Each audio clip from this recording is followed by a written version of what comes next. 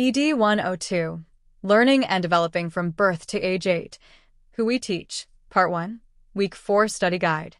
Welcome to Week 4 of ED102.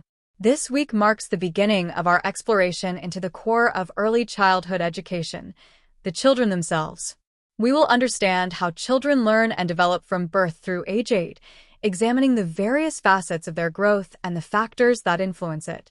Understanding the unique journey of each child's development is fundamental to becoming an effective and equitable early childhood educator. This week, we will build a framework for observing, understanding, and supporting the diverse learners you will encounter. Overarching learning objective. Upon completion of this week's modules, you'll be able to analyze the multifaceted nature of child development from birth to age 8, recognizing the interconnectedness of developmental domains, the significance of the developmental continuum, and the importance of understanding typical and atypical development to create inclusive and supportive learning environments that promote the well-being of all children. Learning objectives. By the end of this week, you should be able to describe how the 3 developmental domains define the whole child, providing a comprehensive understanding of child development. This objective focuses on understanding the physical, cognitive, and social-emotional domains and how their interaction shapes a child's overall development. Explain the concept of the early childhood developmental continuum, its significance in learning and teaching, and how the use of profiles enhances the quality of education. We will explore the idea that development is a progression and how tracking a child's progress along this continuum informs instructional decisions and individualizes learning experiences. Identify the characteristics of typical and atypical development and describe the necessary adaptations to support children with diverse abilities. This involves learning to recognize typical developmental milestones and understanding how to modify environments and practices to meet the needs of children who are developing differently. Define the concept of inclusion and discuss its impact on promoting equity in the classroom. We will examine what inclusion means in early childhood education and how creating inclusive classrooms benefits all children and fosters a sense of belonging. Identify and explain the factors that can compromise healthy and safe childhood experiences. This objective addresses the various influences, both internal and external, that can impact a child's well-being and development, highlighting the educator's role in creating safe and supportive environments. Key topics covered this week. The 3 developmental domains: physical, cognitive, social-emotional. Holistic child development.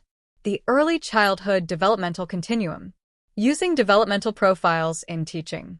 Typical versus atypical child development. Adapting practice for diverse abilities. Inclusion in early childhood settings. Promoting equity through inclusion.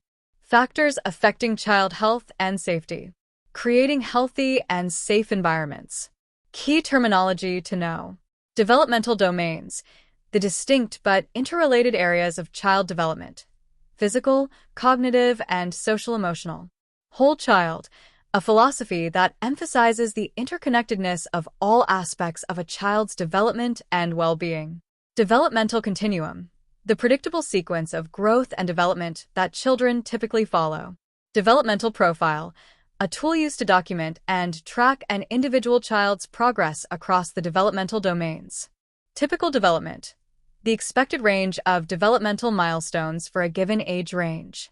Atypical development, development that differs significantly from the expected range, which may indicate a need for additional support. Inclusion, ensuring that children with diverse abilities and backgrounds learn and participate alongside their peers in the same environment. Equity, in inclusion ensuring that all children in an inclusive setting have the support and resources they need to thrive and reach their full potential. Risk factors, influences that can negatively impact a child's healthy development and safety. Protective factors, influences that buffer children from risk and promote positive outcomes. Guiding questions for discussion and reflection.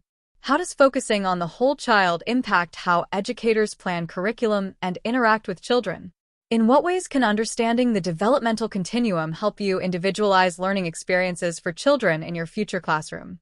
What are the common signs of typical development in infants, toddlers, and preschoolers? What might be some indicators of atypical development? How can early childhood educators create an inclusive classroom environment where all children feel a sense of belonging and are supported to learn? What key factors can compromise a child's health and safety, and what steps can educators take to mitigate these risks? How does the concept of inclusion relate to promoting equity in early childhood education? Think about a specific age group, e.g., toddlers. What are some age-specific examples of typical development in each of the three domains? Suggested study strategies. Create a chart outlining the key milestones in each developmental domain for different age ranges: birth to 1, 1 to 3, 3 to 5, 5 to 8. Research examples of developmental profiles used in early childhood settings. Explore resources from organizations like the CDC or NVYC on typical and atypical child development. Read articles or watch videos about inclusive practices in early childhood classrooms. Identify potential risk factors in a child's environment and brainstorm ways educators can help create protective factors. Discuss the week's concepts with classmates, focusing on how they connect to your understanding of effective teaching. Consider how you would explain the importance of focusing on the whole child to a parent or guardian. This week lays the groundwork for understanding the incredible growth and development that occurs in the early years. We can become more responsive, effective, and equitable educators by focusing on who we teach. Good luck with your studies. Created on April 18, 2025, using Gemini Advanced 2.5 Pro.